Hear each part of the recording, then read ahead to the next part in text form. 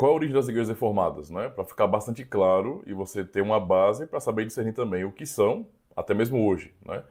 Então, nós sabemos muito bem que 1517, né, começou ali a Reforma Protestante oficialmente, né? Não estou contando no que veio antes, as tentativas anteriores, né, dos pré-reformadores, mas Lutero, 1517, certo? Contexto alemão. E depois, e aí surge a Igreja Luterana a partir disso, tá? Depois começa a reforma também na Suíça, 1523, Curico Zwinglio. E quem assume depois de Zwinglio essa reforma no contexto suíço, né, ainda é, no caso, João Calvino, né, de segunda geração. Ele que assume, organiza a fé reformada, organiza a tradição reformada, e temos então uma distinção entre, não é, a reforma protestante com, não é, o luteranismo, certo? E a reforma reformada nesse contexto aí, certo? Iniciando claramente no contexto suíço, mas depois indo para Genebra com Calvino, certo? E portanto, as igrejas reformadas, não é, elas vêm desse modelo da Igreja de Genebra.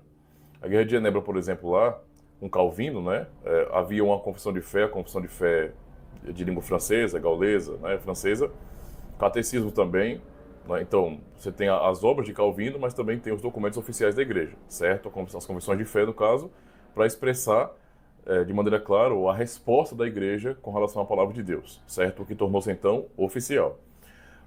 Calvino, lá em Genebra, formou muitos pastores, tá? E os pastores que Calvino formou também plantaram igrejas reformadas, e o nome era esse, Igreja Reformada mesmo, tá? Em vários lugares ali da Europa, certo? Chegando nos Países Baixos, onde você tem ali um crescimento das igrejas reformadas, e também a elaboração de documentos, não é? Então, por exemplo, Guy de Debré, foi aluno de Calvino e elaborou a confissão de fé belga para o seu próprio contexto.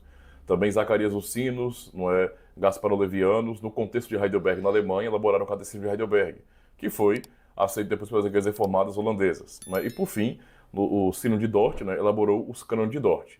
Fechando nesse contexto aí, tá, você tem também, por exemplo, a confissão de fé, a segunda confissão helvética e outras confissões, não é, elaboradas por reformadores e pastores reformados, certo? Isso vai à frente também, por exemplo, com John Knox, que era ali amigo de Calvino, e leva a fé reformada para a Escócia, não é?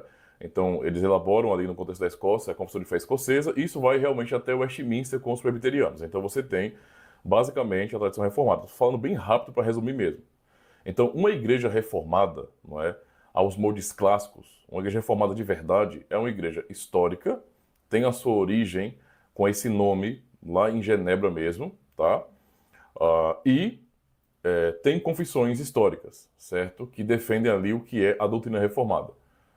Então, essa igreja que eu chamo de reformada, historicamente falando, ela tem uma doutrina peculiar que está nas suas confissões de fé, credos e catecismos, tem um sistema de governo que é presbiteral, e aí com algumas pequenas distinções entre os reformados, não é, propriamente dito assim, e os presbiterianos, não é, no contexto escocês, basicamente, e também um modelo de culto, né? Então você tem um sistema de governo e um modelo de culto também, tá? Então, basicamente é isso. Hoje, no nosso contexto brasileiro, as igrejas, não é, que são reformadas mesmo são as igrejas reformadas de origem continental, que são as igrejas reformadas que vêm da Holanda, não é? Então tem essa ligação com Holanda e Canadá, Canadá no caso, como igrejas filhas da Holanda, e nós também descendemos de todos esses aí, ok? E são as igrejas que subscrevem as três formas de unidade, né?